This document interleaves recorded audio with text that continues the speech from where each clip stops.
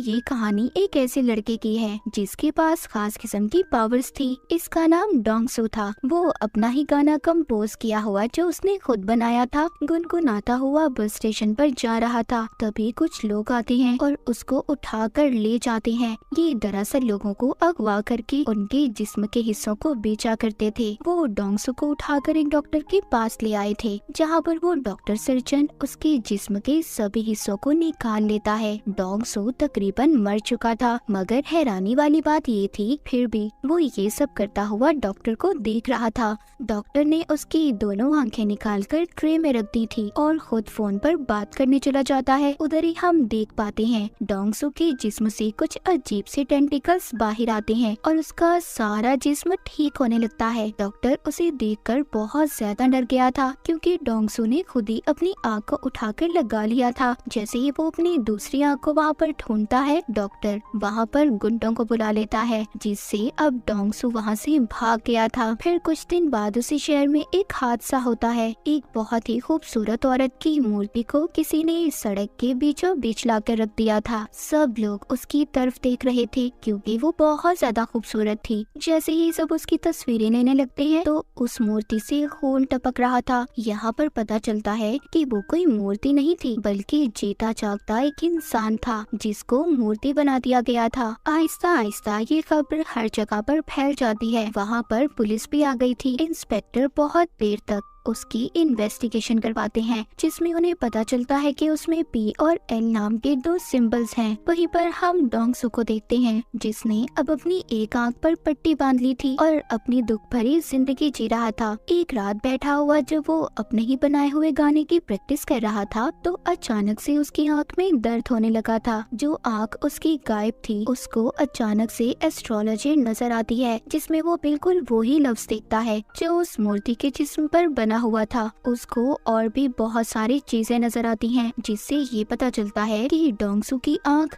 किसी दूसरे आदमी के पास है। तभी डोंगसू ये सब देख पा रहा था जो वो आदमी कर रहा था। अगले दिन डोंगसू अपने काम पर जाता है, जो एक कबाड़ खाना था। तभी वहाँ पर कुछ लोग आते हैं जो उसके दोस्त को बहुत मार रहे थे। डोंगसू अपने दोस्त की मदद करने की कोशिश करता है, पर बेचारा खुद ही मार खा लेता है। उन्हीं में से एक आदमी डोंगसू को मारने के लिए चाकू निकालता है, पर डोंगसू उससे लड़ाई करता है और इसी उसमें बेचारे डोंगसू का कान कट जाता है, जो कि जमीन पर गिर गया था। ये देखकर सभी वहाँ से भाग जाते हैं। अब जैसे ही वो वहाँ से जाते हैं, डोंगसू अपना कान उठाकर अपनी अजीब खास किस्म की पावर्स ताकत से अपने कान को जोड़ लेता है। उधर ही वो लोग भी अब डोंगसू को ढूंढ रहे थे जो जिस्म के हिस्से बेचा करते थे। उन्हें पता चल चुका था कि डोंगसू का जिस्म और उसका एक एक हिस्सा बहुत खास है, क्योंकि उसे जितना भी जख्मी कर लो, काट लो, वो खुद ही जुड़कर ठीक हो जाता है। और ऐसे जिस्म की मार्केट में लाखों करोड़ों में कीमत है। लड़ाई खत्म होने के बाद डोंगसू अपने घर जाता है, जहाँ बैठा वो अपने गाने की प्रैक्टिस कर रहा था, मगर उसको गाने के लिरिक्स सही तरह से याद नहीं थी। वो दोबारा से सुनकर प्रैक्टिस करने लगता है। तभी उसको विजन, एक ख्याल आता है। उसको उसी आदमी का ख्याल आ रहा था जिसके पास डोंगसू की दूसरी आंख थी।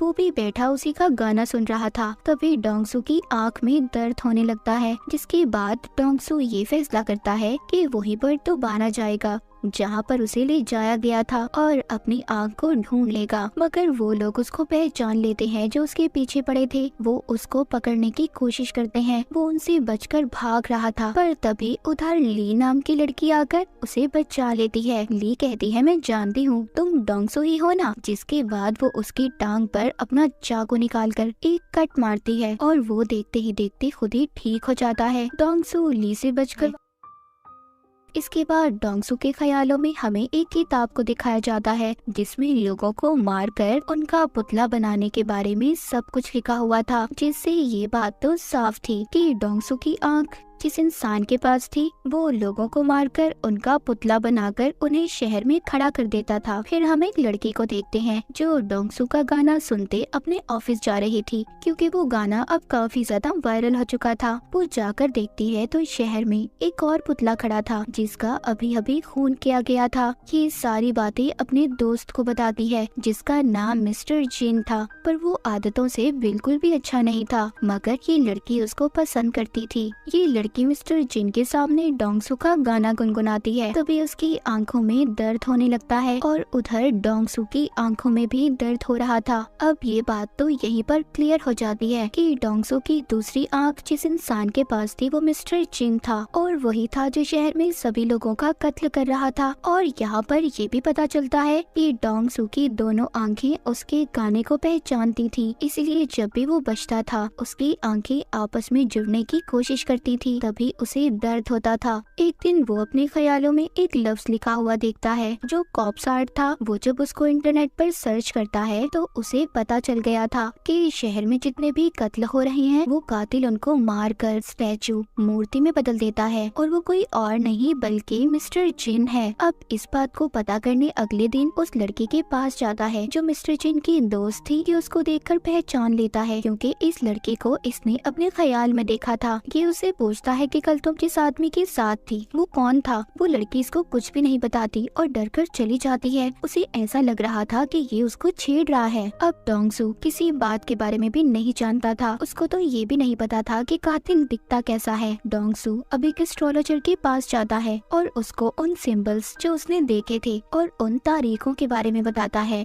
जब खून हुए थे। एस्ट्रोलॉजर उसको बताती है कि सब आपस में जुड़ी हुई चीजें हैं, इन सब को मिलाकर कल की तारीख भी मिलती जुलती है। मतलब डोंगसू ये बात तो समझ गया था कि कल भी खून होने वाला है, पर कब कहा ये बात वो नहीं जानता था। उधर ही वो लड़की जो मिस्टर जिन को पसंद करती थी उसकी दोस्त भी थी। वो उसके घर जाकर यहाँ वहाँ घूमने लगती है, जिससे उसे वो किताब मिल जाती है जिसमें मरे हुए लोगों को पुतला कैसे बनाना है सब लिखा था। उसको भी ये बात पता चल चुकी थी कि जितने भी कत्ल हुए हैं उन सब के पीछे मिस्टर जिन का हाथ है। अगले ही दिन दोबारा से शहर में पुतला खड़ा था। जब सब उसको देखने जाते हैं उधर वो लोग भी थे जो डोंगसू के पीछे पड़े हुए थे। वो उसको देख लेते हैं और पकड़ने की कोशिश करते हैं, उसको मारने वाले थे। तभी उधर ली आ जाती है जिसने एक बार फिर से डोंगसू को बचा लिया था। वो डोंगसू को बताती है कि मैं एक नॉवेलिस्ट हूँ जो कि कनेक्ट नाम के नॉवल को लिख रही हूँ जिसमें सुपर ह्यूमंस ताकतवर लोगों के बारे में बताया जाता है कि कैसे उनके जिस्म के हिस्से अलग करके भी वो आपस में जुड़ जाते हैं। अब खैर ली ने डोंगसू की जान बचाई थी। वो उसको थैंक्स बोलता है, उसका नंबर लेता है, जिसके बाद डोंगसू वहाँ से चला गया था। दूसरी तरफ हम मिस्टर जिन की दोस्त को देखते हैं जो काफी परेशान थी क्योंकि उसको मिस्टर जिन की सच्चाई के बारे में पता चल चुका था और उसको अपने साथ छत पर ले जाता है। मिस्टर जिन की दोस्त कहती है मैं सब जानती हूँ, तुमने किस किस को मारा है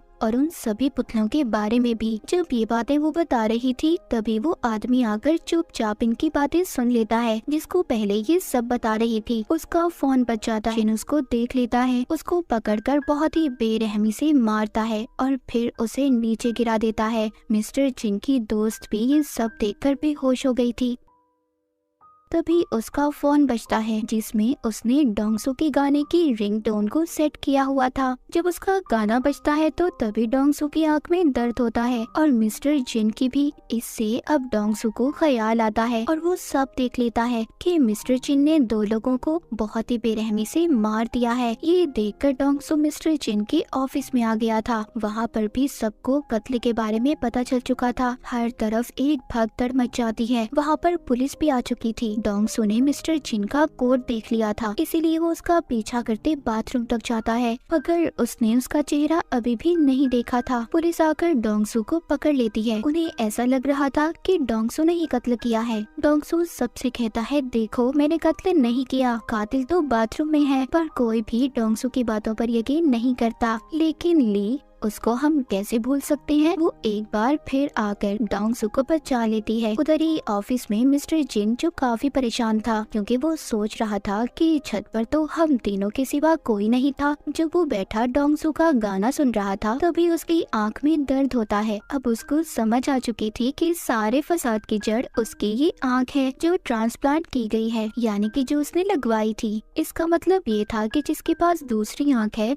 वो सब देख सकता है जो मिस्टर जिन कर रहा था। एक दिन डोंगसू ली को अपने घर लेकर जाता है और उसे सब कुछ बताता है। वो शुरू अपने बचपन से करता है कि कैसे वो एक दफा पेड़ से गिर गया था, उसकी टांग टूट गई थी मगर वो खुद ब खुद ठीक हो गई, जिस वजह से मेरे सभी दोस्त मुझे मॉन्स्टर बुलाने लगे और मेरे घर वालों ने भी मेरा साथ छोड़ दिया। उस रात के बारे में भी बताता है जब इसको अगवा करके कुछ लोग ले गए थे और उन्होंने उसकी आँख को निकाल लिया, जो मिस्टर जिन के पास है और वही है जो शहर में सबको मार रहा है। बस मैं उसको पकड़वाना चाहता हूँ पर मैं उसके बारे में कुछ भी नहीं जानता। ली सब बातें सुनकर हैरान हो गई थी। वो कहती है तुम परेशान मत हो, मैं तुम्हारा साथ दूंगी और उसको एक चश्मा भी लगाती है। कहती है इससे तुम्हारा कोई मजाक नहीं बनाएगा और ना ही लोग तुम्हें पहचान पाएंगे। जब वो मार्केट में कुछ लेने जाते हैं तो उधर डोंगसू के पोस्टर लगे हुए थे। पुलिस उसको ढूंढ रही थी लेकिन अचानक से उसकी आंख में दर्द होने लगता है। वो देखता है कि मिस्टर जिन उसकी तस्वीर बनाकर उसे कह रहा था कि मेरे मामले से दूर रहो नहीं तो बेमौत मारे जाओगे, क्योंकि वो जान चुका था कि जिस आदमी की आंख उसे लगाई गई है वो कोई और नहीं बल्कि डोंगसू है और उसे साथ ही होने वाले अगले कत्ल के बारे में भी पता चल जाता है। रात को जब डोंगसू मिस्टर जिन को ढूंढने निकलता है तो उसको एक आदमी मिलता है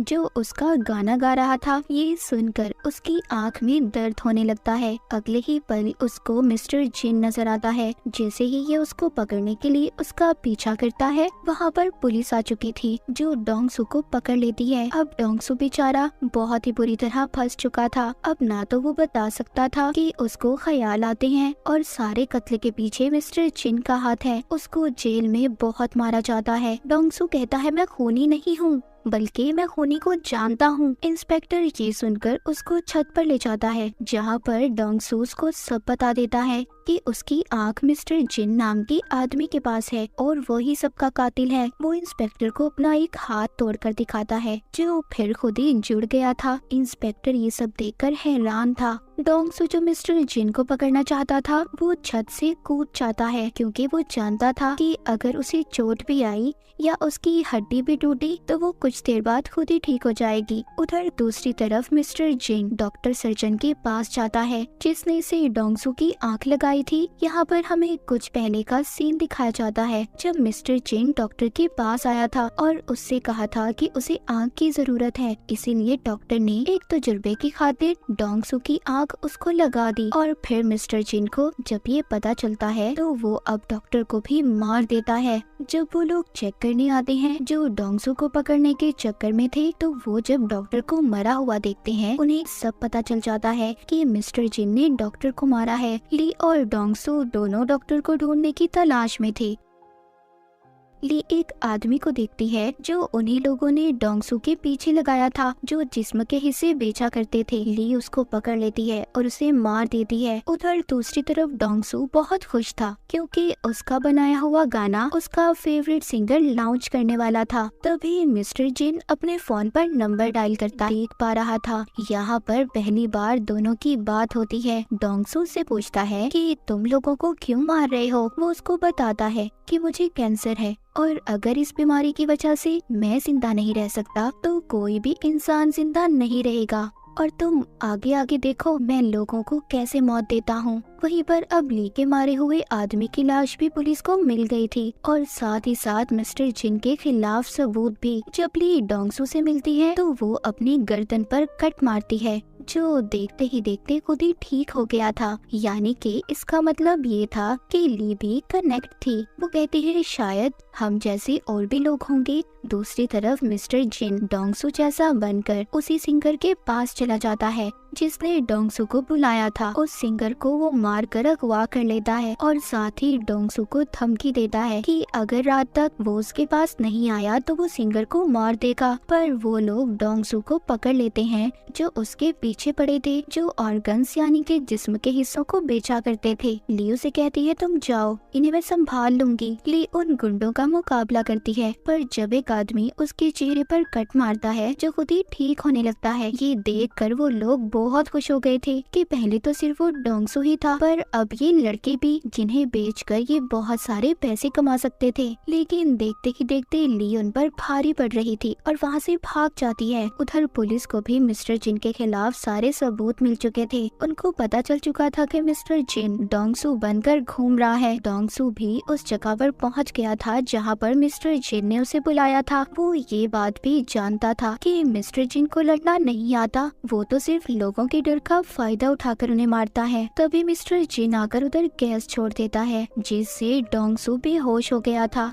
वो उसको उठाकर अपने साथ ले जाता है। उधर ली भी एक मॉन्स्टर के पास गई थी और उसे कहती है कि तुम्हारे जागने का वक्त आ चुका है, जो कि डोंगसू और ली की तरह ही था। ये उसको अपने साथ ले जाती है। यहाँ उस जगह पर ले आया था जहाँ पर उसने सिंगर को रखा हुआ था और डॉक्टर की बॉडी भी टंगी हुई थी, जिसको उसने मार दिया था और बहुत जल्दी पुतला बनाने वाला था। सिंगर की ऐसी हालत देखकर डोंगसू उससे माफी मांगता है। मिस्टर जिन कहता है, मुझे कैंसर है, मैं मरने वाला हूँ, इसीलिए मैं डोंगसू की बॉडी का इस्तेमाल करूँगा और अपना दिमाग इसके दिमाग के बदले लगाऊंगा। जहाँ पर जिस्म तो डोंगसू का होगा पर दिमाग मेरा। वो डोंगसू की उंगली काट कर भी सिंगर को दिखाता है। अभी इन दोनों को फ्रीजर में बंद कर देता है, जिस वजह से सिंगर तो मर गया था। इस बात पर डोंगसू को बहुत गुस्सा आता है। वो अब आजाद हो चुका था और बाहर आकर मिस्टर जिन को बहुत मारता है। उधर ही ली भी उस मॉन्स्टर को लेकर आ गई थी। मिस्टर जिन जब उस पर हमला करता है, उसे भी पता चल चुका था कि ली भी कनेक्ट है। तभी उधर डोंगसू आकर मिस्टर जिन को बहुत मारता है। यहाँ पर मिस्टर जिन डोंगसू पर लगातार गोलियां चला रहा था, पर वो तो ठीक होता जा रहा था। डोंगसू ने मिस्टर जिन से अपनी आँख को भी छीन लिया था और उसे मारने वाला था। तभी उधर पुलिस इंस्पेक्टर आ जाते हैं, जो डोंगसू को मारने से मना करते हैं। इंस्पेक्टर उससे वादा करते हैं कि मैं तुम्हारा सारा रिकॉर्ड मिटा दूंगा, अपनी जिंदगी की नई शुरुआत करनी चाहिए। अब ली और डोंगसू को ये लग रहा था कि सब कुछ ठीक हो गया है, वो जाने वाले थे। तभी ये देखते हैं वहाँ पर बहुत सारे मिलिट्री के हेलीकॉप्टर आ जाते हैं। अब उन्हें भी कनेक्ट के बारे में पता चल चुका था, जहाँ पर वो इन दोनों को पकड़ लेते हैं। अब आगे की कहानी क्या होगी, मिलिट्री वाले इनके साथ क्या करेंगे, ये तो हमें सीजन 2 में ही पता चलेगा। तो सीजन 1 की कहानी यहीं पर खत्म हो जाती है।